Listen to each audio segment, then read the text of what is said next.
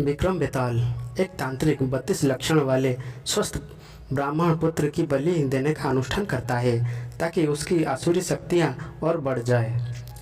इसी हेतु वो एक ब्राह्मण पुत्र को मारने के लिए उसके पीछे पड़ता है, परंतु वो ब्राह्मण पुत्र भागकर जंगल में चला जाता है और वहाँ उसे एक प्रेत मिलता है जो ब्राह्मण पुत्र को उस तांत्रिक से बचने के लिए शक्तियाँ देता है और वही प्रेत रूप में पेड़ पर उल्टा लटक जाने को कहता है और ये भी कहता है कि जब तक वो उस पेड़ पर रहेगा तब तक वो तांत्रिक उसे मार नहीं पाएगा। वही ब्राह्मण पुत्र बेताल होता है। कपटी तांत्रिक एक भिक्षुक योगी का प्लान रचता है और राजा विक्रम के पराक्रम और शौर्य गाथाओं को सुनकर अपना काम निकलवा लेने का जाल बिछाता है और राजा विक्रम को यात्रा के दौरान प्रतिदिन एक स्वादिष्ट फल भेंट भेजता है जिसके अंदर एक कीमती रत्न रूबी होता है। इस भेंट का पता लगाने राजा विक्रम उस भिक्षुक की खोज करते हैं। अंततः राजा विक्रम उसे खोज लेते हैं क्योंकि उस ढोंगी भिक्षुक में स्वयं बेताल को लाने की शक्ति नहीं होती, इसलिए वो प्लान रचकर राजा विक्रम से उस पेड़ पर लटक रहे प्रेत बेताल को लाने के लिए कहता है। राजा विक्रम उस तांत्रिक की प्लान से अनजान उसका काम करने निकल पड़ते हैं। घनघोर अंधेरी रात में राजा विक्रम अपनी खुली तलवार लिए बेताल को पकड़ने आगे बढ़ते हैं और अपने पराक्रम से बेताल को वश में करके अपने पीठ पर लाद कर ले जाने लगते हैं। सफ़र लंबा होने के कारण बेताल राजा विक्रम को कहानी सुनाता है और हमेशा की तरह शर्त रखता है कि अगर कहानी सुनने के बाद तुमने उत्तर देने के लिए मुंह खोला तो मैं उड़ जाऊंगा। बेताल कहानी सुनाना शुरू करता है। चंदनपुर गांव में एक वृद्ध स्त्री रहती थी। उसका एक बेटा था जिसका नाम दगड़ू था। वो स्त्री नए पुराने कपड़े सिलने का काम करके अपना और अपने बेटे का पेट पालती थी। दगड़ू एक कामचोर और आलसी लड़का था और दिन रात अपने देखा करता था।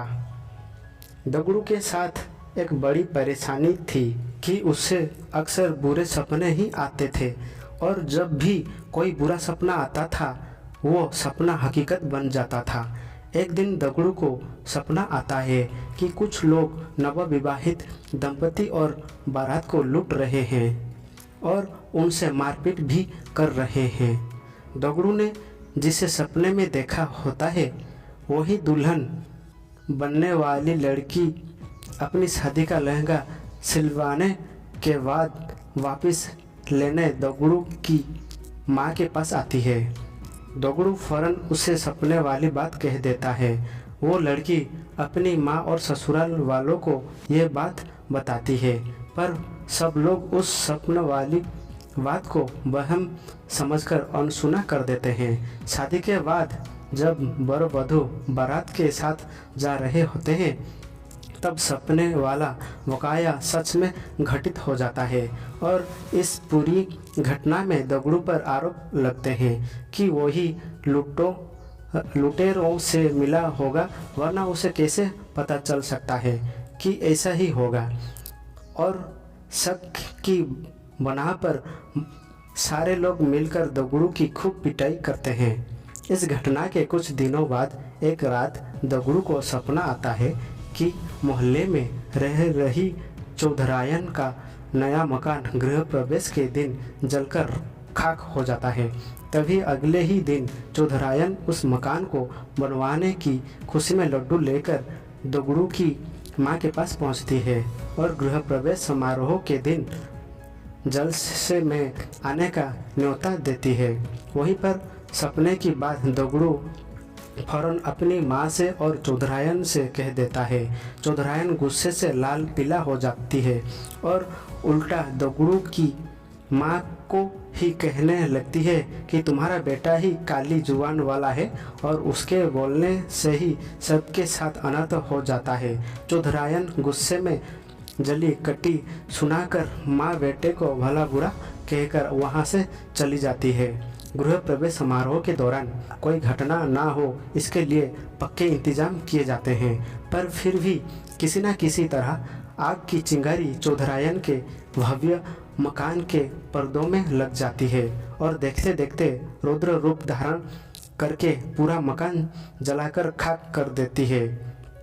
क्योंकि दगड़ू इस बारे में पहले ही बोल चुका था, इसलिए सब उसे काली जुबान का बोल उस पर टूट पड़ते हैं और उसे मारकर गांव से निकल देते हैं। दगड़ू समझ नहीं पाता है कि लोगों को सच सुनकर उसी पर क्रोध क्यों आता है। खैर, दगड़ू एक दूसरे राज्य चला जाता है जहां उसे रात की पहर में महल की चौकीदारी करने का काम मिल जाता है। वहां के राजा को अगले दिन सोनपुर किसी काम से जाना होता है, इसलिए वो रानी को कहते हैं कि उसे सुबह जल्दी उठा दे। दगड़ू रात में महल के दरवाजे पर चौकीदारी कर रहा होता है, तभी अंधेरा होने पर उसे नींद आ जाती है और फिर उसे सपना आता है कि सोनपुर में भूकंप आया है और वहाँ मौजूद सभी व्यक्ति मर गए हैं। दगड़ू चौंक कर जाग जाता है और अपनी चौकीदारी करने लगता है। दगड़ू सुबह राजा के सोनपुर जाने की बात सुनता है, तभी उनका रथ रुकवाकर अपने स्वप्न वाली बात राजा को बता देता है। राजा सोनपुर जाने का कार्यक्रम रद्द कर देते हैं और अगले ही दिन समाचार आता है कि सोनपुर में अचानक भूकंप आया है और वहाँ एक भी व्यक्ति जीवित नहीं बचा है। राजा तुरंत दगड़ू को दरबार में बुलाकर सोने का हार भेंट देते हैं और उसे नौकरी से बाहर निकल देते हैं। इतनी कहानी सुनाकर बेताल रुक जाता है और राजा विक्रम को प्रश्न करता है कि बताओ, राजा ने दगड़ू को पुरस्कार क्यों दिया और पुरस्कार दिया तो उसे काम से क्यों निकाला।